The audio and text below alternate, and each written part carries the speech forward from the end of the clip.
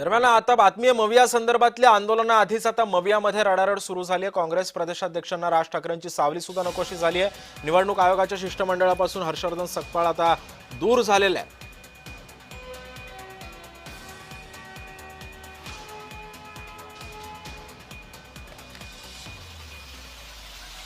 आणि या संदर्भामध्ये बोलण्यासाठी आमची प्रतिनिधी ज्योत्स्ना गंगणे सध्या आपल्या सोबत आहे। ज्योत्स्ना, आपण बघितलं असेल तर राज ठाकरेंनी सुद्धा विचार सोडून त्यांचे काँग्रेस सोबत असावी मविया सोबत, तर त्यांनी त्यांच्या भूमिकेवरती ते ठाम होते। मात्र कुठेतरी ते सुद्धा कमीपणा घ्यायला तयार होते। मात्र काँग्रेसचं असं घोडं कुठे अडतंय? नेमकं काँग्रेसला काय एवढं वावडे राज ठाकरेंशी? अगदी बरोबर आहे। आपण बघतोय की ज्या ज्या वेळेस राज ठाकरे यांच्याविषयी कोणताही प्रश्न काँग्रेसच्या कोणत्याही नेत्यांना, खास करून महाराष्ट्राच्या कोणत्याही काँग्रेस नेत्यांना आपण विचारतो, त्यावेळेस त्यांचं एकतर मौन असतं किंवा आमचे दिल्ली हायकमांडचे नेते जे आहेत ते याबाबत निर्णय घेतील अशा प्रकारचं वक्तव्य काँग्रेसच्या महाराष्ट्रातल्या नेत्यांकडून येतं।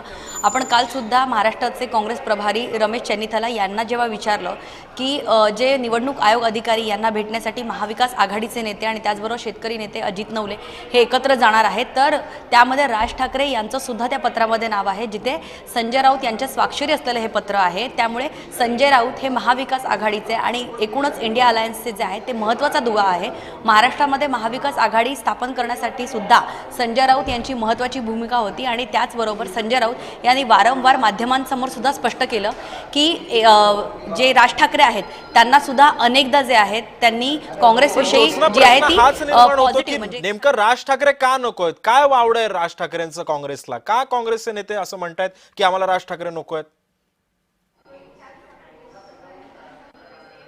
राज ठाकरे यांच्या बाबतीत जे आहे काँग्रेसने अद्याप कोणतीही भूमिका स्पष्ट जी आहे ती घेतलेली नाहीये। पण तर आपण दुसरीकडे बघतोय की जो मुद्दा आहे राहुल गांधींनी वोट चोरी संदर्भातला जो मुद्दा मांडलेला आहे त्या मुद्द्यामध्ये मात्र राज ठाकरे यांनी राहुल गांधी यांच्या वोट चोरी संदर्भात किंवा मतांच्या गडबडीच्या संदर्भात जो आहे तो त्यांनी समर्थन दिलेलं आहे आणि त्याचमुळे राज ठाकरे हे मतदान चोरी या मुद्द्याला घेऊन सुद्धा जे आहे ते महाविकास आघाडीला समर्थन देताना दिसत आहे। त्याचमुळे आज जे आहे निवडणूक आयोग अधिकाऱ्यांच्या भेटीसाठी राज ठाकरे यांच्या पक्षाकडनं सुद्धा तयारी केली जाते आणि राज ठाकरे सुद्धा निवडणूक आयोग अधिकारी यांच्या भेटीसाठी पोहोचतील असं सांगण्यात येत आहे। तर दुसरीकडे आपण बघतोय की मात्र जसं राज ठाकरे यांच्याकडनं हालचाली सुरू झाल्या, पत्रामध्ये राज ठाकरे यांचं नाव आलं, त्याचबरोबर जे आहे ते काँग्रेसचे वरिष्ठ नेते आणि खास करून काँग्रेस महाराष्ट्र प्रदेशाध्यक्ष हर्षवर्धन सकपाळ आणि त्याचबरोबर मुंबई अध्यक्षा काँग्रेसचे आणि खासदार असलेल्या वर्षा गायकवाड हे दोन्ही नेते जे आहेत ते दिल्लीसाठी रवाना झालेले आहेत।